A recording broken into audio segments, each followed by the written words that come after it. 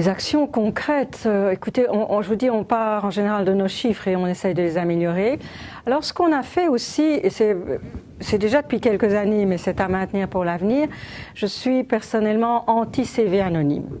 Mais j'ai demandé à l'époque où on s'est lancé dans ce programme de manière consciente, que tout CV, si son contenu correspondait à notre demande au job description qu'on avait fait, mais l'âge ne correspondait peut-être pas, vous savez, il faut bien le dire, certaines communes de Bruxelles, les adresses font un petit peu plus peur.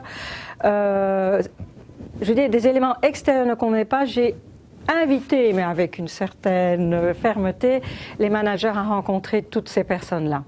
Donc s'ils tombaient sur un jeune qui leur paraissait un peu à la va comme je te pousse, s'ils tombaient sur une femme qui visiblement allait peut-être consacrer tout son temps ou la majorité à ses enfants, s'ils étaient en face d'une personne plus âgée, un peu plus obtuse ou moins flexible, on arrêtait.